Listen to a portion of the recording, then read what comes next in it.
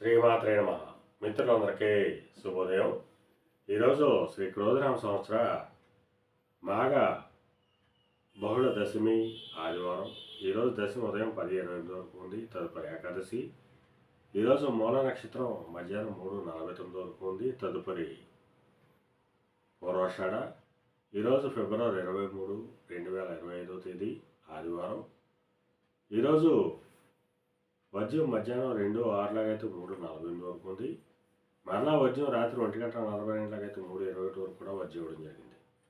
దుర్ముహూర్తం సాయంత్రం 4:30 అయితే 5:16 వరకు కూడా దుర్ముహూర్తం ఇవ్వడం జరిగింది. ఈరోజు పంచాంగరీత్యా ఈ రకమైనటువంటి ఫలితాలు వచ్చేస్తున్నాయి. అలాగే ఈరోజు నక్షత్రాలు ఏంటంటే మూల, పూర్వాషాఢ నక్షత్రాలు ఎవరికి తారాబలం కుదురుతుందో మనం పరిశీలించినట్లయితే కృత్తిక, ఉత్తర, ఉత్తరాషాఢ ఈ నక్షత్రంలో జన్మించినటువంటి మన మిత్రులందరికీ కూడా ఈరోజు నక్షత్రాలైనటువంటి మూల, పూర్వాషాఢ నక్షత్రాలు అనుకూలంగా ఉంటాయి.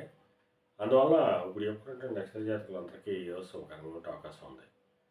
అలాగే ఈరోజు రాశిఫలాలను మనం పరిశీలించినట్టయితే మేషరాశిలో జన్మించిన వాళ్ళకి పితృరాజధానికి సంబంధించి శుభవార్తలు వింటారు.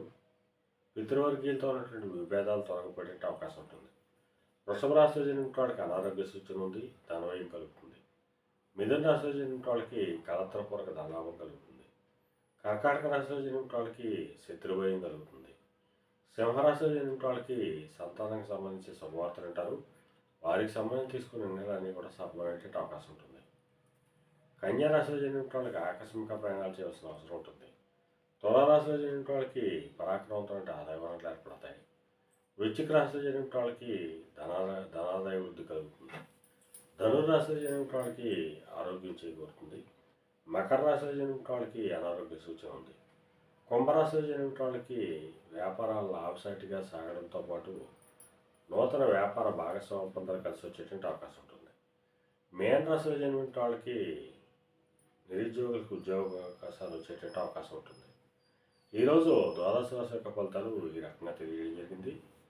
అలాగే ఈరోజు మాఘమాసంలో చివరి ఆదివారం. అందువలన ఈరోజు ఆ సూర్య భగవానుడు మంచి తేజస్తో మనకి ఉంటారు.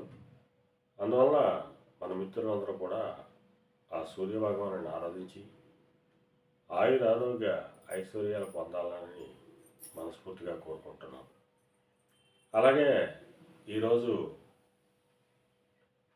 రాజకీయ రంగంలో ఉన్న వాళ్ళకి కానీ, సమాజంలో ఉన్నత వర్గాల్లో ఉన్న వాళ్ళకి కానీ, ఉన్నత కుటుంబాల్లో ఉన్న వాళ్ళకి కానీ మిక్కిలి శుభదాయకంగా లాభదాయకంగా ఉండే అవకాశం ఉంది. ఈరోజు పంచాంగరీత్యా ఈ రకమైనటువంటి ఫలితాలు గోచరిస్తున్నాయి. అలాగే మరలా రేపు శుభోదయం కార్యక్రమంలో మరిన్ని విషయాలు తెలుసుకుందాం. అంతవరకు మన మిత్రులందరికీ మరొకసారి శుభోదయం. ఇట్లో మీ పెద్దబాబు సిద్ధాంతి వలాల మామిడి.